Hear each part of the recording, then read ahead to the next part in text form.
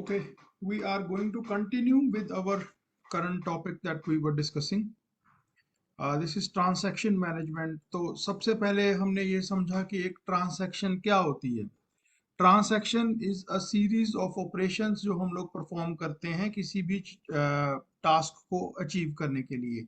जैसे transfer a sum of 50 rupees from one account to another account, ये एक transaction है जिसे सीरीज ऑफ ऑपरेशंस के साथ हम लोग अचीव करते थे।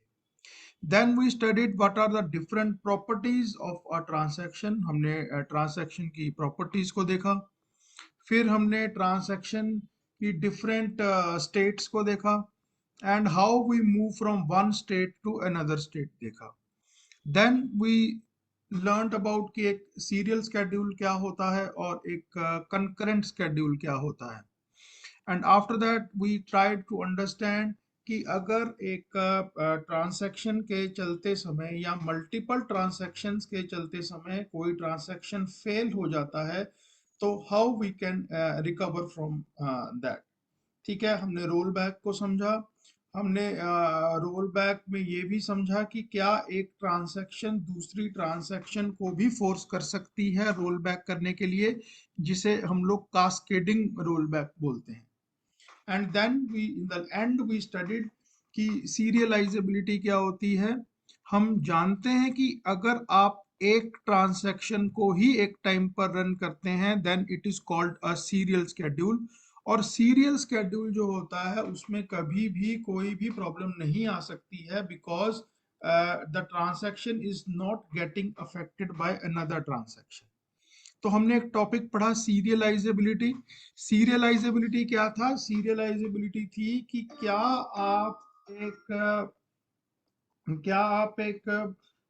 कंकरेंट स्केड्यूल को सीरियल स्केड्यूल के इक्वलेंट बना सकते हैं या नहीं बना सकते हैं। अगर आप बना सकते हैं तो हम कहते हैं कि both the schedules are serial in nature. तो हमने दो तरीके की पढ़ी थी, one is called the conflict serializability and other is called the view serializability. Serializability achieve क्या करती है? सीरियलाइजेबिलिटी हमें हेल्प करती है ये अचीव करने में कि your database will always be in a consistent state. तो whether serializability is the only method to achieve concurrency in case of concurrent schedule, the answer is no. There is another method which is called concurrency control. This is the topic of the day that we are going to start with. What is concurrency control? I mean to say what is the objective of concurrency control is कि rather than हम लोग equivalency को prove करते हों कि ये schedule इसके equivalent है, ये स्केड्यूल इसके इक्वलेंट है, और फिर उसको उसके इक्वलेंट बनाने के चक्कर में हम लोग ऑपरेशंस के ऑर्डर को ऊपर नीचे करते रहें। हम लोग एक डिसिप्लिन और एक कंट्रोल लगा सकते हैं the way transaction works, and that discipline और control actually ensures that your database does not land into an inconsistent state. So this is what we are going to study. तो आप इतना समझ सकते हैं that currency control is equivalent और same as serialisability, क्योंकि दोनों का ऑब्जेक्टिव सेम है कि आपका डेटाबेस एक कंसिस्टेंट स्टेट में रहे। हमने पिछले टॉपिक में जो पढ़ा था, क्या अचीव करने की कोशिश की थी, वो इस फर्स्ट स्लाइड में थोड़ा सा रिपीटेड है। फॉर एग्जांपल, हम लोग जब सीरियलाइजेबिलिटी इंप्लीमेंट करते हैं तो हम लोग किसी स्केड्यूल को बनाते हैं तो हम लोग किस चीज को अचीव करने की कोशिश करते हैं? हम स्केड्यूल, किस चीज का स्केड्यूल? कंकरेंट ट्रांसैक्शंस का। What are concurrent transactions? जो ओवरलैप मैनर में एग्जीक्यूट होती हैं। हम चाहते हैं कि इनका स्केड्यूल जो है वो आइदर कन्फ्लिक्ट या व्यू सीरियलाइजेबल होना चाहिए। वाई? बिकॉज जब तक सीरियलाइजेबल नहीं होगा तो हम लोग नहीं कह सकते हैं that it is equal to serial schedule. तो सबसे पहले तो ये हमें क्या अचीव करना है? Serialisability. Second is that it should also be recoverable. ऐसा नहीं होना चाहिए कि वो जो स्केड्यूल है वो रिकवरेबल ही ना हो। तो let me give you an example of which schedules are non recoverable अगर यहाँ पर एक ट्रांसैक्शन T1 है और यहाँ पर एक ट्रांसैक्शन T2 है। यहाँ पर ट्रांसैक्शन ने कोई वैल्यू को लेट अस सपोज रीड किया A को एंड देन उसने राइट किया A को, राइट। उसके बाद ट्रांजैक्शन 2 ने रीड किया ए को एंड देन उसने भी कुछ काम किया and then we work here, right. यहाँ पर हम लोग राइट ए भी कर सकते हैं और यहाँ पर कमिट भी कर सकते हैं। कमिट का मतलब क्या होता है, I hope everyone is aware. Commit का मतलब ये है कि ट्रांजैक्शन 2 ने अपने चेंजेस को परमानेंट कर दिया है डिस्क के अंदर। Now let us suppose that the transaction 1 fails here. इस पॉइंट पर आकर आपकी ट्रांसैक्शन 1 फेल हो गई, तो क्या ये रिकवरेबल है? द आंसर इज नो, क्योंकि अगर ये ट्रांसैक्शन T1 फेल होती है तो मुझे इन दोनों ऑपरेशंस को रोल बैक करना पड़ेगा, लेकिन इन दोनों ऑपरेशंस को रोल बैक करने से मेरा डेटाबेस जो है वो इनकंसिस्टेंट स्टेट पे चला जाएगा। वो क्यों चला जाएगा? बिकॉज इसने जो वैल्यू राइट की थी, ट्रांसैक्शन 1 ने जो वैल्यू राइट की थी, that was read by transaction 2 और उसमें चेंजेस करके कमिट भी कर दिया। That makes this particular you can say schedule as non recoverable. तो ये टॉपिक हम पहले भी कर चुके हैं, लेकिन फिर भी एक बार अंडरस्टैंडिंग के लिए समझाना जरूरी है कि what we want to achieve three things. One is that it should be serializable, either conflict और view, and it should also be recoverable. ठीक है। अगली कंडीशन मैंडेटरी नहीं है, लेकिन हम चाहते हैं कि इट शुड बी कास्केडलेस। कास्केडलेस का मतलब क्या होता है कि अगर आपका एक ट्रांजैक्शन फेल हो जाता है तो उसके कारण बाकी ट्रांजैक्शंस को रोल बैक ना करना पड़े, that is called cascadeless. Okay, right. Then a policy जिसमें सिर्फ एक ट्रांजैक्शन ही काम करती है उसको क्या बोलते हैं? उसको हम लोग बोलते हैं सीरियल स्केड्यूल। जिसमें सिर्फ एक ट्रांजैक्शन ही चल रही है, that is called serial schedule. उसमें इनकंसिस्टेंसी की प्रॉब्लम नहीं आएगी, लेकिन the performance of the system will be poor, right.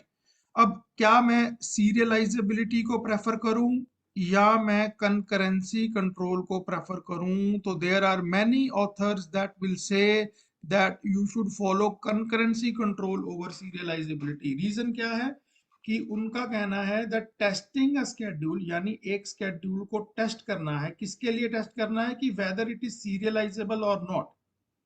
कब टेस्ट करना है? After it has executed. इसका कोई फायदा नहीं।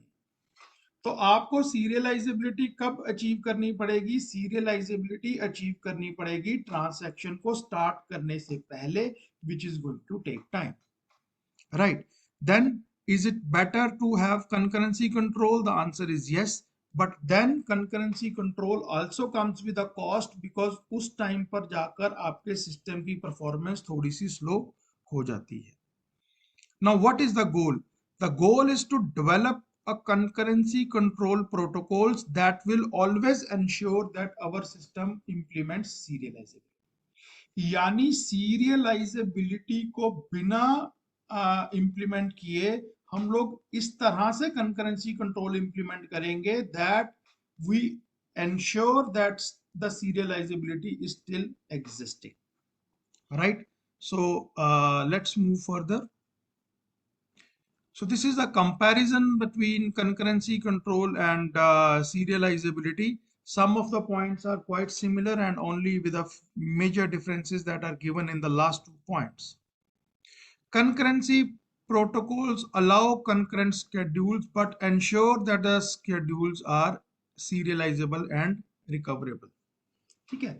This thing is also in serializability. Serializability भी इसी चीज को achieve करती है. So this is not a difference but a comparison.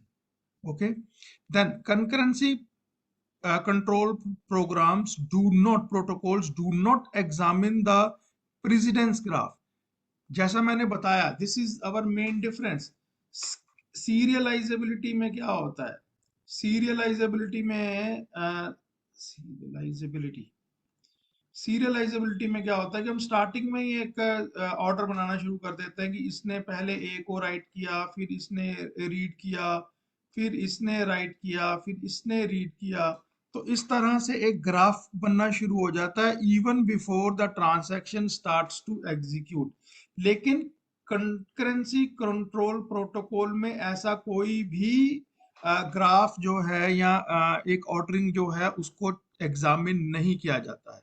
अगर एग्जामिन नहीं किया जाता है तो सीरियलाइजेबिलिटी कैसे अचीव की जाती है?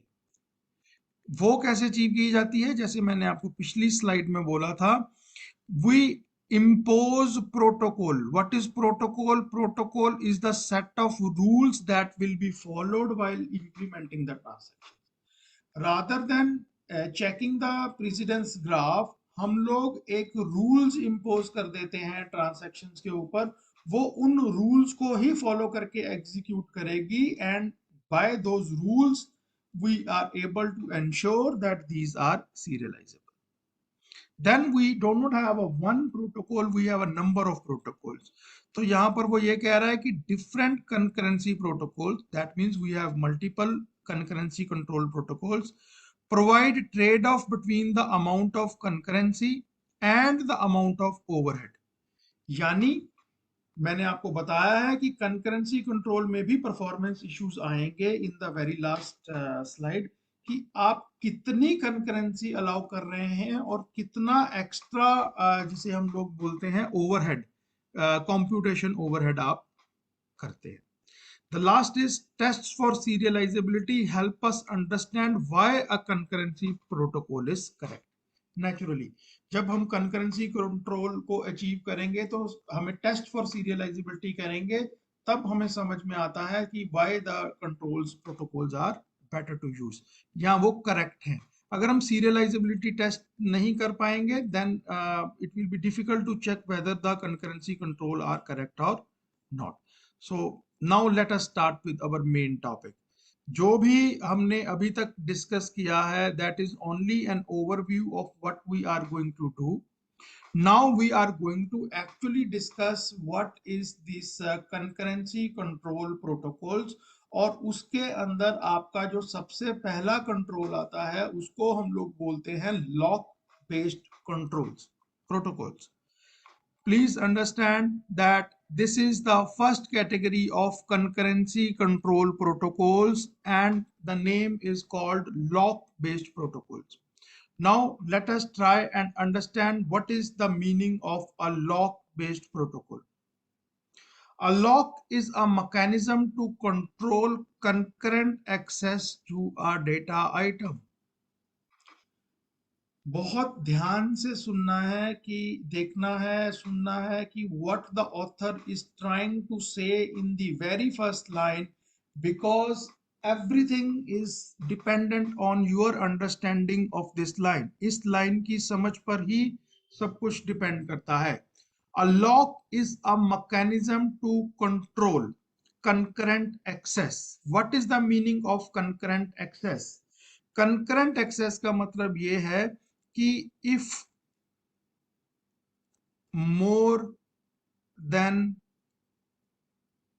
one transaction, I repeat, if more than one transaction is trying to access the data item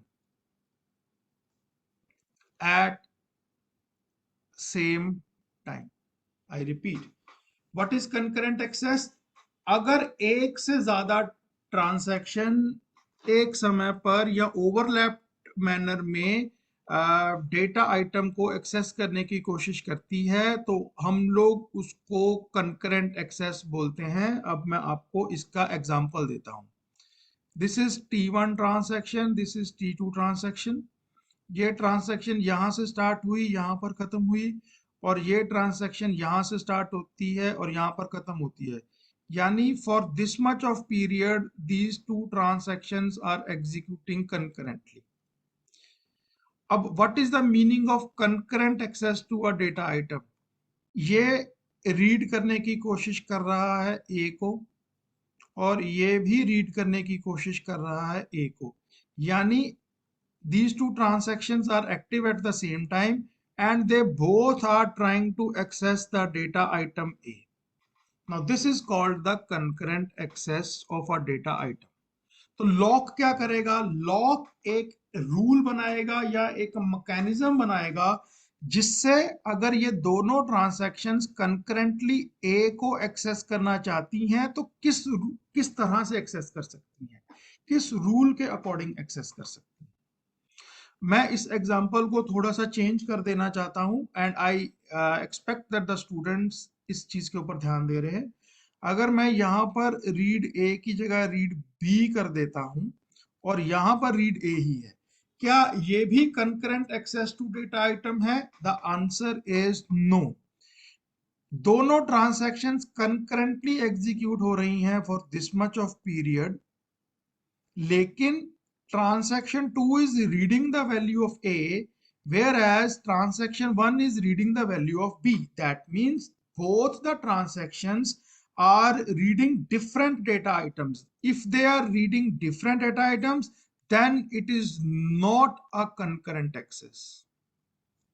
Concurrent access तभी मानी जाएगी if both the transactions are trying to read the same data item. So I hope this thing is clear to all.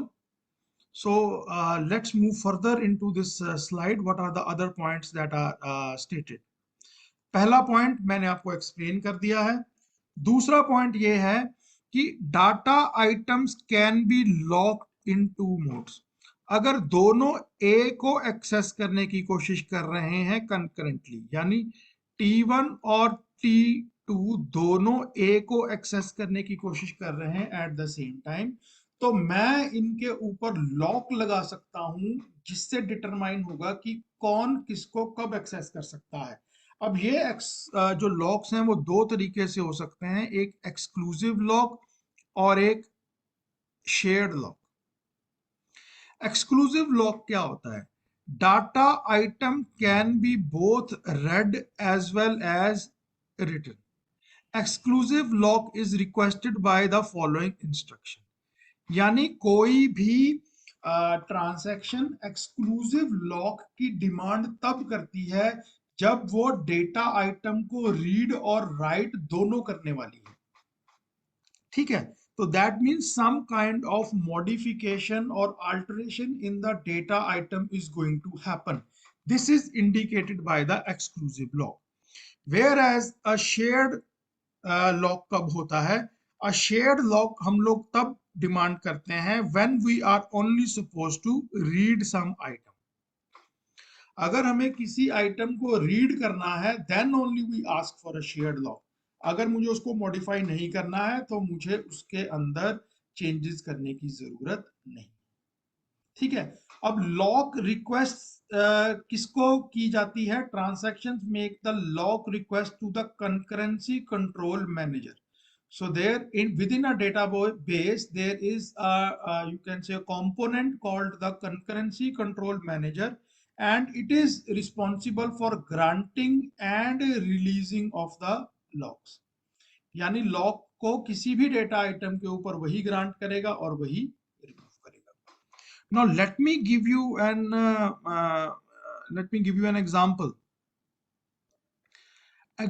of how these two locks are different from each other.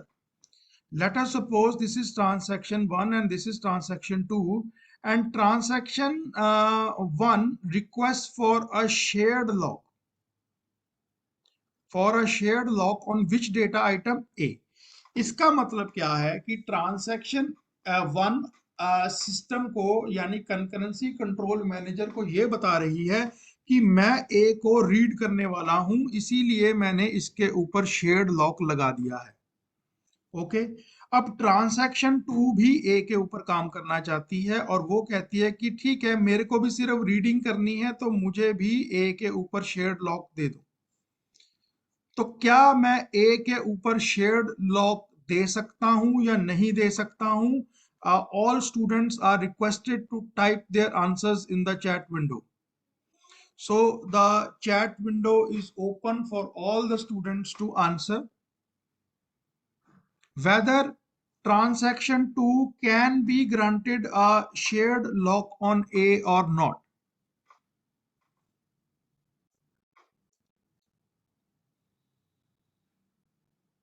So still waiting if students can answer the question. So, a couple of students have said the answer is yes, the answer is correct. We can grant a shared lock on A because both of them are trying to read. Nobody is trying to edit. और इसका मतलब क्या है? Shared lock हमें ये बताता है कि multiple transactions can get the shared lock at the same time. I hope this thing is clear to everyone. लेकिन अगर किसी भी ट्रांजैक्शन ने लॉक शेयर्ड लिया है तो हम दूसरी ट्रांजैक्शन को एक्सक्लूसिव लॉक ए के ऊपर नहीं दे सकते या एक्सक्लूसिव के बाद किसी को भी या एक्सक्लूसिव या शेयर्ड लॉक भी नहीं दे सकते. That means shared lock can be granted if there is a shared lock. लेकिन इसके अलावा और कोई भी पॉसिबिलिटी नहीं है. यानी शेयर्ड के बाद एक्सक्लूसिव या एक्सक्लूसिव के बाद शेयर्ड या एक्सक्लूसिव के बाद एक्सक्लूसिव, ये तीनों ऑप्शन गलत हैं. सिर्फ शेयर्ड के बाद शेयर्ड दिया जा सकता है यानी रीडिंग अलाउ की जा सकती है. अगर कोई ट्रांसैक्शन वैल्यू को रीड भी कर रही है तब भी हम दूसरी ट्रांसैक्शन को परमिशन नहीं देंगे कि वो उसके अंदर राइटिंग कर सके. And this will be clear from the next slide. ये आप देख सकते हैं कि this is called a lock compatibility matrix. Lock compatibility matrix ये बताता है कि two transactions can have the shared lock at the same time, which is true. और मैंने यही क्वेश्चन आपसे पुट किया था. But two transactions can not share the lock like this. अगर एक के पास एक्सक्लूसिव है और एक के पास शेयर्ड है, आंसर इज नो. दोनों के पास एक्सक्लूसिव भी नहीं हो सकता और पहले के पास एक्सक्लूसिव और दूसरे के पास शेयर्ड भी नहीं हो सकता. So what will happen, what actually happens when a transaction is granted one lock on a data item which is incompatible with the other transaction जिसे भी उस लॉक की जरूरत है. मैं रिपीट कर रहा हूं, क्या होता है जब हम एक ट्रांजैक्शन को किसी डेटा आइटम के ऊपर लॉक ग्रांट कर देते हैं. फॉर एग्जाम्पल लेकर ही चलते हैं, that will be better for you to understand. That let us suppose we have a transaction 1 and transaction 2. Transaction 1 has requested for a shared lock on A, तो हमने उसको ग्रांट कर दिया है. अब the second transaction is requesting for an exclusive lock on A, तो इसकी सबसे पहले कंपैटिबिलिटी चेक करते हैं. शेयर्ड के साथ एक्सक्लूसिव इज फॉल्स. तो what will happen when the transaction 2 will request for the shared lock or exclusive lock on A which is not compatible, then the transaction 2 will have to wait. Transaction 2 थोड़ी सी waiting state में चली जाएगी. कब तक wait करेगी? जब तक transaction 1 इस लॉक को रिलीज नहीं कर देती है. जैसे ही ट्रांसैक्शन 1 इस लॉक को रिलीज करेगी, then we can allow the transaction 2 to get the exclusive lock on A. Right? So a transaction may be granted a lock on an item if the requested lock is compatible. ठीक है, या तो उसके ऊपर किसी ने lock ना लगाया हो या कंपैटिबल लॉक लगा हो तो हम लोग दे सकते हैं. ठीक है. A number of transactions can hold the shared lock. ये मैं आपको पहले ही बता चुका हूं, एक से ज्यादा ट्रांसैक्शंस भी शेयर्ड लॉक जो है वो रिक्वेस्ट कर सकती हैं. Last, but if any transaction holds an exclusive. अगर एक भी ट्रांसैक्शन के पास एक्सक्लूसिव लॉक है या वो एक्सक्लूसिव लॉक डिमांड करती है, then it cannot be in the shared mode. So I hope this particular slide, which is also linked to the previous slide, is clear to everyone. So there you see how the things are working, किस तरह से transactions जो हैं वो काम करती हैं, और किस तरह से कंकरेंसी कंट्रोल मैनेजर जो है वो इन चीजों को मैनेज करता है, राइट। तो जब हम लोग एक्सक्लूसिव लॉक या शेयर्ड लॉक की बात करते हैं, तो हाउ मेनी एक्सक्लूसिव लॉक्स और shared locks can be there, कितने तरह के लॉक्स बनते हैं। There is a lock for every data item. अगर आपके पास 10 डेटा आइटम्स हैं तो ए का लॉक अलग होगा, बी का लॉक अलग होगा और सी का लॉक अलग होगा। हर डेटा आइटम के लिए अलग से लॉक लगेगा। तो late us see this schedule. यहाँ पर एक स्केड्यूल गिवन है और उसके साथ कंकरेंसी कंट्रोल मैनेजर के बारे में भी कुछ बताया गया है। तो अब हम इसको समझने की कोशिश करते हैं कि how the concurrency control manager manages the locks, किस तरह से मैनेज करता है कंकरेंसी कंट्रोल मैनेजर लॉक्स को, वो हम लोग देखते हैं। तो late us start. Transaction 1 wanted to read and make some changes into the value of B. बिल्कुल क्लियर है कि ट्रांजैक्शन 1 बी में रीड एंड राइट भी करना चाहती थी, तो उसको किस तरह का लॉक लेना पड़ेगा, उसको एक्सक्लूसिव लॉक लेना पड़ेगा बी के ऊपर। क्यों लेना पड़ेगा? Because it wanted to make both the changes into both read and write on to B. तो क्या हम ग्रांट कर सकते हैं? द आंसर इज यस, क्योंकि अभी तक बी के ऊपर हमने किसी को कोई भी लॉक नहीं दिया गया है। और ये आप देख सकते हैं, this is the granting of the lock. Grant कर दिया गया है एक्सक्लूसिव लॉक को, कौन सी डेटा आइटम के ऊपर? बी के ऊपर। और कौन सी ट्रांसैक्शन के पास है ये लॉक? करंटली ट्रांसैक्शन 1 के पास। जैसे ही इस ट्रांसैक्शन ने अपना काम खत्म किया, राइट किया, तो इसने अनलॉक बी कर दिया। अनलॉक बी करने से क्या हुआ? That this entry will become empty. अब ये एंट्री यहाँ पर एग्जिस्ट नहीं करती है, बिकॉज ट्रांजैक्शन 1 ने बी के ऊपर जो एक्सक्लूसिव लॉक लगाया था उसको अनलॉक कर दिया है। Now the transaction 2 wants to get the shared lock on A, तो हमने उसको ग्रांट कर दिया है। उसने रीड किया और उसने अनलॉक कर दिया, यानी ये भी रिमूव हो गया। फिर उसने बी के ऊपर शेयर्ड लॉक को मांगा, हमने दे दिया। उसने रीड किया और फिर अनलॉक कर दिया, यानी ये भी टर्मिनेट हो गया, काम खत्म। उसके बाद वापस ए यहाँ पर आइए, ए के ऊपर एक्सक्लूसिव लॉक लिया, रीड किया, राइट किया। जैसे ही ये कमांड लगाई तो ये वाला लॉक भी खत्म हो गया। लेकिन अब आप कहेंगे कि इसमें डिफिकल्टी क्या है? इसमें डिफिकल्टी नहीं है। इसमें डिफिकल्टी इसलिए नहीं है क्योंकि हमारे पास कहीं पर भी कॉन्फ्लिक्ट नहीं आया। लेकिन ऐसा नहीं है कि कॉन्फ्लिक्ट नहीं आएगा, कॉन्फ्लिक्ट आ सकता है। तो क्या मैं इसी लॉक के अंदर कोई चेंज करूं तो जिससे आपको लगेगा कि कॉन्फ्लिक्ट आ सकता है? तो मैं ट्राई करता हूं। Now just check, I want to convert this non-conflicting schedule into a conflicting schedule जिसमें गड़बड़ होने वाली है। सबसे पहले ये वाली कमांड अगर चलती है, if this command executes here, so what happens is that we have granted the exclusive lock on B to the transaction 1 and then it tries to read the value of B. Now let us suppose that this command, that is shared lock on B, मैं इसको उठाकर यहां पर ले आता हूं, यानी इन दो ट्रांसैक्ट ऑपरेशंस के बीच में ले आता हूं और यहां पर लिखता हूं कि ट्रांसैक्शन 2 को लॉक चाहिए शेयर्ड बी के ऊपर। तो क्या मैं दे सकता हूं? The answer is no. मैं ट्रांसैक्शन 2 को शेयर्ड लॉक बी के ऊपर नहीं दे सकता हूं, because already the concurrency control manager knows that exclusive lock for B has been granted to T1. So what will happen to T2?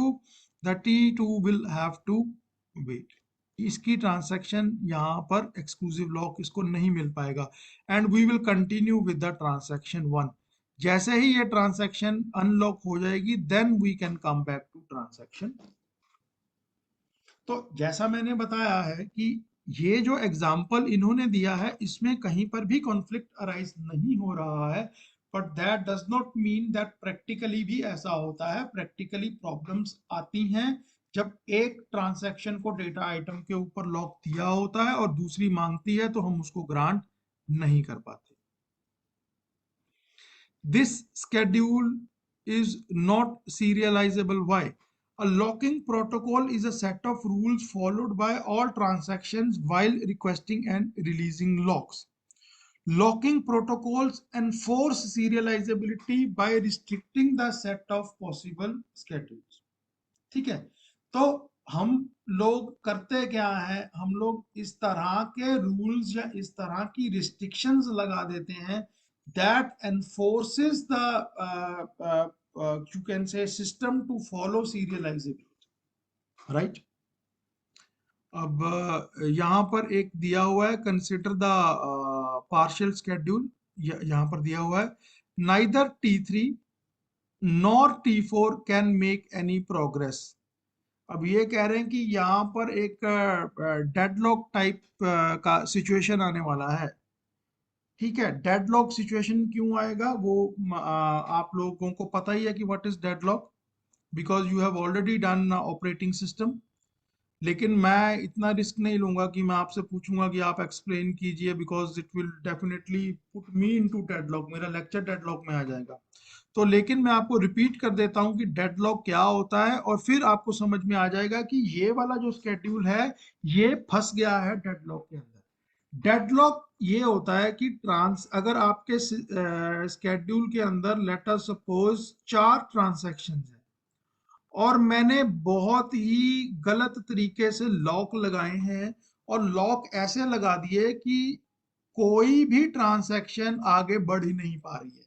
जैसे पिछले एग्जांपल में मैंने क्या बताया कि T1 और T2 थे, T1 को मैंने लॉक दे दिया, T1 को लॉक नहीं मिला तो T2 जो है वो हमारी वेटिंग में चली गई।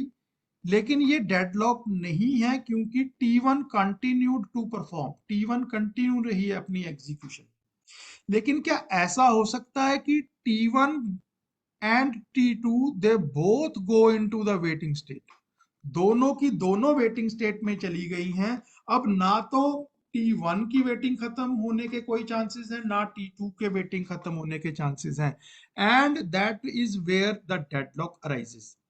तो अब this is the last topic that we are going to discuss for the today's lecture. Let us see how the deadlock comes. Transaction 3 ने मांगा कि मुझे एक्सक्लूसिव लॉक दे दीजिए बी के ऊपर, तो ट्रांसैक्शन मैनेजर के अंदर हमने एंट्री डाल दी है कि T3 को बी के ऊपर एक्सक्लूसिव लॉक दे दिया है। उसने कुछ रीडिंग की, उसने कुछ राइटिंग की, लेकिन लॉक को अभी तक जो है वो रिलीज नहीं किया है। दूसरे एंड पर T4 ने हमसे लॉक मांगा ए के ऊपर, तो हमने वो भी ग्रांट कर दिया है। शेयर्ड लॉक मांगा ए के ऊपर, T4 ने हमने उसको ग्रांट कर दिया। कर सकते हैं बिकॉज ए के ऊपर अभी तक किसी को भी लॉक नहीं मिला है। और उसके बाद ट्रांसैक्शन 4 ने मांगा लॉक, शेयर्ड लॉक मांगा बी के ऊपर। क्या मैं दे सकता हूं? The answer is no. मैं ये वाला लॉक ट्रांसैक्शन 4 को नहीं दे सकता हूं because there is already a lock, exclusive lock taken by B by the transaction T3. That means this transaction goes into the waiting state. And then we have the transaction 3 requesting for a exclusive lock on A. ये भी नहीं दे सकता हूँ because T4 के पास ये already है, तो this also goes into the waiting state. So both these transaction goes into the waiting state and hence the transactions are locked. So there is a student who has raised a question. If you want to ask your question, you can unmute yourself and ask your question. Please go ahead sir there. आपने बताया था compatibility table के according shared और exclusive lock एक साथ नहीं लग सकते, तो इसमें T3 और T4 में एक में लॉक XB लगा हुआ है, फिर लॉक S लगा हुआ है, ऐसा कैसे लगा हुआ है?